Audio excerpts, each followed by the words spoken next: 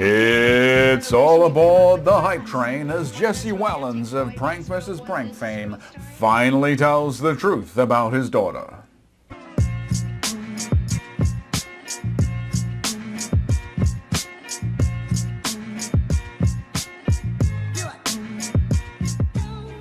Hi there, my name is Ethel, and in this video I'm going to be reacting to Jesse Wellens' video where he finally tells the story about his daughter, which has been a huge sort of question, hype train thing on YouTube and the internet in general for a good old year now. So let's jump to it. I'm going to leave a link in the description below to his original video. Go watch it. It's pretty good. It's about 9.5 minutes. Alrighty, so here is the story. He was 19 years old, fooled around with his girlfriend, goes off to boot camp, and 2 months later she shows up, she's pregnant, says he's the father, he's shocked, says, okay, well, let's get married. I'll marry you. She moves in with his parents, and then it turns out later on there are 2 other possible guys that are the father of the baby. He wants a paternity test. She refuses. Now, he can't get to the actual birth of the kid because he's still locked into the military, can't get away. One of the other guys shows up to the birth, and Jesse's name is put on the birth certificate. And then shortly after that, the baby is adopted out to what Jesse says is a pretty nice family. He has some contact with that family and gets to get some updates on the daughter until she's about 6, whereupon contact is just suddenly dropped, and he really has no particular way of contacting them and hasn't had any messages back. So Jesse's problem is basically he's not 100% the daughter is his, and he's just stuck with the sense of, as he said many times in his video, I just gotta know. Alrighty, so that's the summary, and from now on I'm basically going to be shooting this video like I am talking to Jesse, like he had sent this in to me as a question. Okay, so here's my first thought. Oh my god, the freaking hype train compared to, and just the drama surrounding this, compared to the reality of the story of what actually happened. The reality is not nearly as bad as people have been imagining or hoping that it was. And I think you could have probably told the story months ago, a year ago, and you probably would have saved yourself this endless amount of grief, as I know you've just been barraged with comments almost on a daily basis. What are you doing about your daughter? Where's your daughter? Blah, blah, blah. Daughter. So I think some of this hype train is really more about just sort of basic trolls and long-term fans or whatever who are really more upset about your breakup with Gina, except attacking you on the daughter issue and framing you as a bad father or somehow a loser or whatever it is.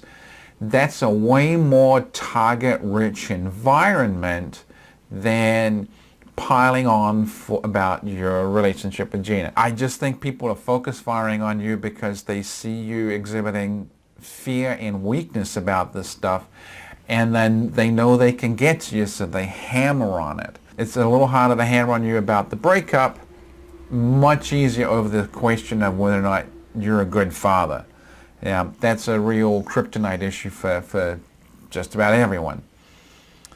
So overall, I'm only really seeing that you did one thing wrong, which is you had unprotected sex when you were 19.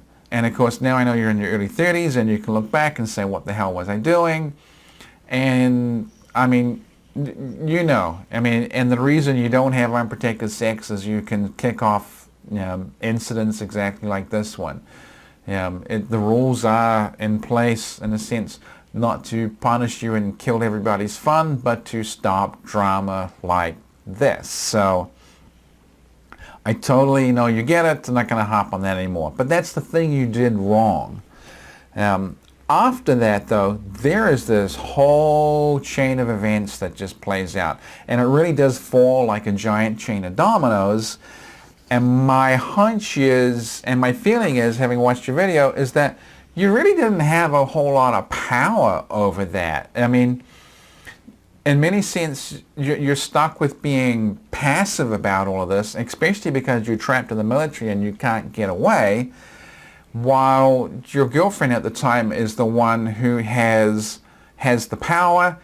She's the one that is actively driving the story on this. She's making decisions. She knows the truth of the situation, and she's willing to play dirty. I mean, she's got your name on the birth certificate, yet she's denying a paternity test. She's the one that decides to adopt the baby out. She knows there are two other guys that are potential fathers. In terms of the story, she's the protagonist. She's the one driving the bus on the story. So if anyone should be the villain of the piece, it's her, because she's gone out of your way to create all this drama. You're someone who's had this, in a sense, happen to you to a big degree.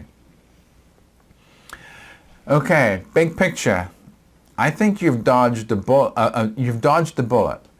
And I know you're worried about, and you think about, is this girl mine? Is this daughter mine?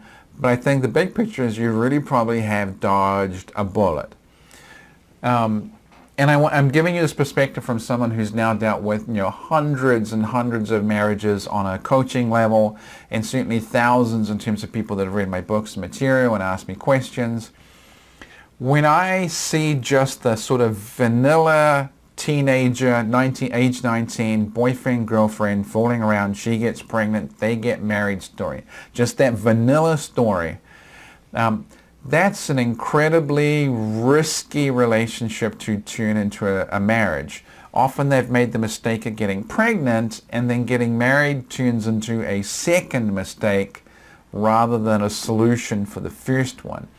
You have to know, if you're getting married as a teenager, and especially if there's an unwanted pregnancy involved, you're looking at maybe a 10, maybe 15% chance tops of that marriage still being intact by the time you're 30. It's a far more likely scenario that the marriage breaks down relatively quickly while you guys are in your 20s. And then you're looking at potential alimony and child support and shuttling a kid backwards and forwards, and just the whole drama of being divorced at a relatively young age. And that can really affect your ability to find someone that you're going to be a long-term partner with, and it's just a giant mess for everyone involved. It may be a mess for you, a mess for her, and certainly potentially a mess for the kid. And that's the vanilla version of it. When you throw in that she was impulsive enough to have 3 potential fathers of her baby. I mean, you have to look at that like she was probably only fertile and ovulating for 3 or 4 days, 5 days, maybe 6 tops as a window of opportunity to get pregnant.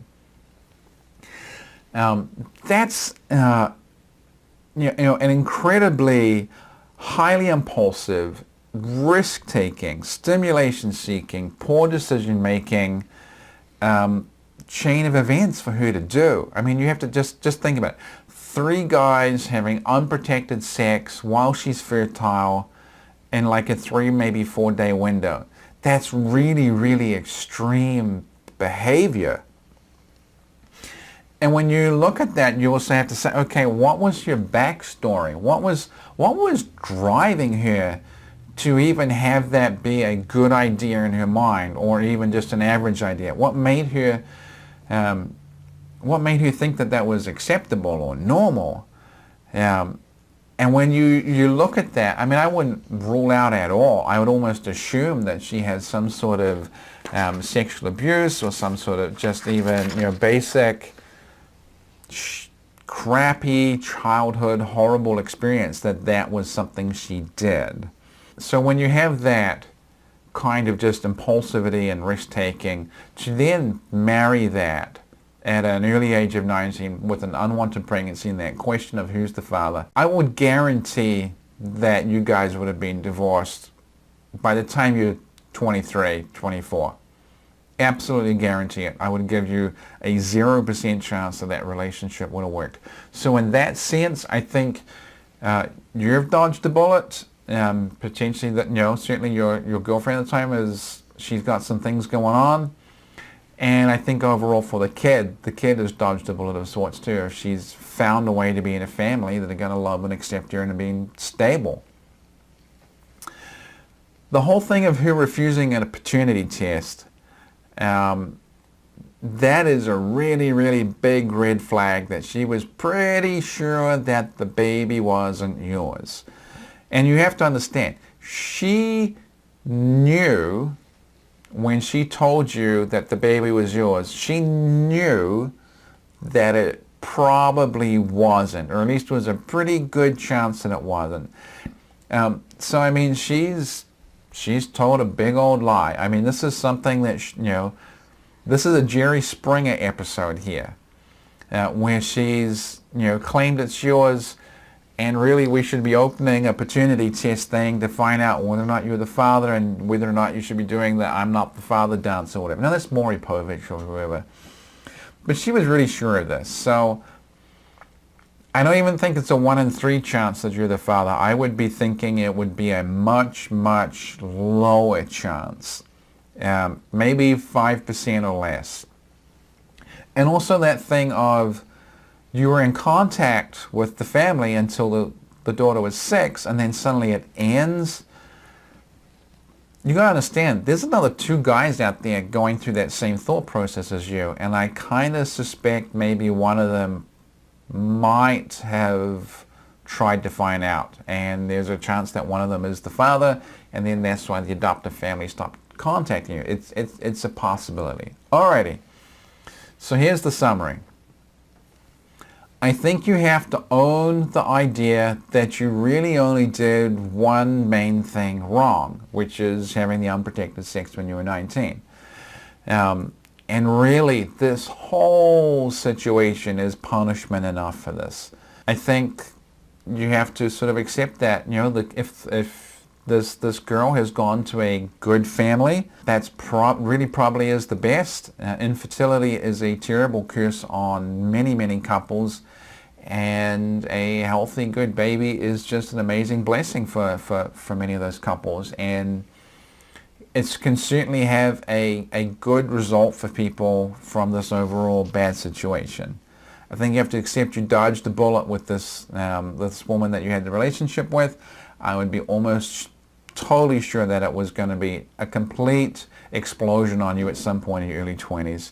This could have played out so much worse than it did. It could have played out so much worse than it did. You might still be in a relationship with the crazy lady, trying to shuttle a daughter backwards and forwards, paying her alimony, paying child support, whatever it is. This could have just been so much worse. You could have had no real time in your life to do anything YouTube related, and all the success that you have and have had may never have happened because of this situation. So I think you have to say, I dodged the bullet. And the fact that you have the time, the free time to be worrying about this is sort of a testament to that many things in your life have gone pretty well, and you have the luxury of having this bother you. So I think you have to accept that you can't really control the situation. You are probably not necessarily ever going to know whether the kid is yours or not, and you have no real ability of having her show up in your life to find out. She may do, she may not. It may be the case of that kid needs to turn 18 and wants to seek out the real father, and that may or may not be you, so you may never know. So the real question you need to be asking yourself is not, do I have a daughter because I just need to know? I think the real question is, how has this all held me back from what I really want?